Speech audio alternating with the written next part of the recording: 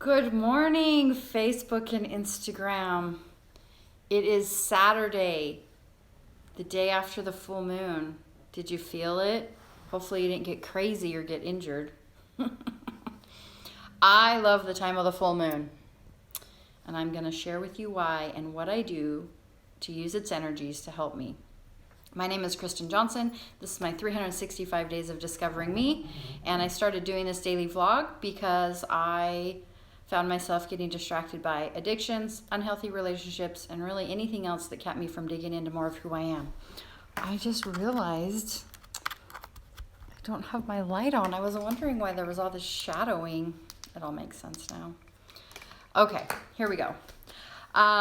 So yesterday was the full moon. I don't know if you feel it, but I feel this increase of energy, and sometimes my thoughts are kind of fast. And it used to freak me out until I started looking into what this moon's energy actually is and how I could use it as a cleansing. So my 143 is sharing with you what I do during my new moon ceremony. So the first thing I do is I smudge my house. So I have a stick of sage, I burn it, and it starts to kind of smoke, and I smudge my whole house. And as I'm smudging my house, I am thinking about love and goodness and cleansing and welcoming those things in. And a lot of times I'll say, I welcome white light, I welcome white light, because to me, white light is pure, loving goodness. And white light dispels everything. It's like being in the sunshine. It's very hard to have darkness when you have sunlight. So I do that through my whole house. My kids hate it. They say it stinks, but I don't really give a crap because I'm cleansing all the energies that are stagnant and low level energies. I want just those good, high frequency energies like love and gratitude and goodness and joy and happiness, those things. So smudge my house, and then last night I lit my candles. I kind of separate this to my room so that's just my space that I'm making sacred. So I took a bath. I lit my candles, took a bath with Epsom salt and essential oils. Yesterday I used bergamot, I hope I'm saying that right, and lavender and ylang ylang. And those just kind of helped me relax and chill out. And so I basically was meditating when I was in the water. I could feel my body floating, and it was just this lovely release where my mind was coming back into my body, and it felt good. Once I did that, I had a little bit of an interruption because my kids needed some stuff. My daughter had her wisdom teeth taken out yesterday, so that's why I didn't do a video, is because our morning was hectic. So anyway, I got interrupted, but that was okay. And then, so once I had meditation music on too. So once I had smudged my house, relaxed my body, and had the meditation music, the candles, I was in this very zen place. I made a list of all the things I wanted to release. And I specifically said, I release poor habits. I release ties to relationships that no longer serve me. I release worthlessness, feelings of worthlessness. I release, whatever.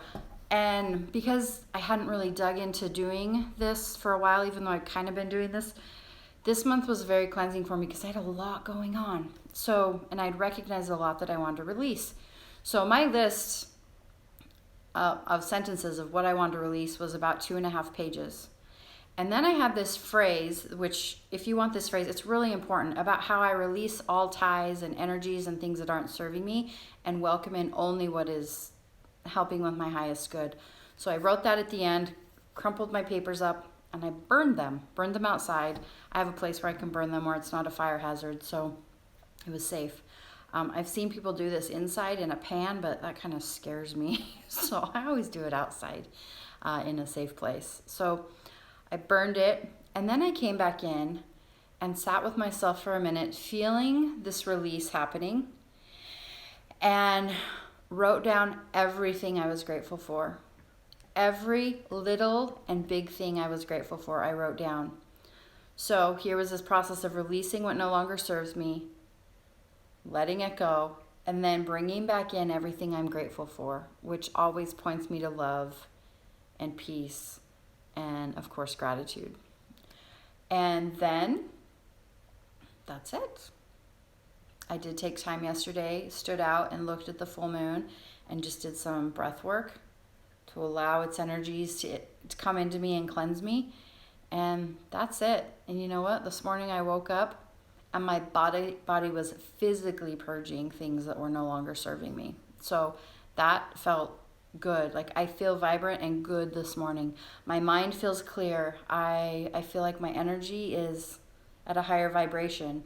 So instead of feeling this chaotic energy of the moon, I feel this cleansing, new beginning, fresh start of the moon, releasing and welcoming in what I want. So if you have any questions specifically for me, I also use some stones as well. I'm a believer in the power of stones. So I have my little area set up as I'm releasing and doing my gratitude. So anyway, if you have any questions or if you have something that you do during your ceremony that really has benefited you, I'd love to know that. So that's my day 143. If you haven't tried it before, try it. If you do a full moon ceremony, you must also do a new moon ceremony, and I can do a video on that later. But hope you have a beautiful, wonderful day and get to do something fun. It's a Saturday, so embrace it. Love you.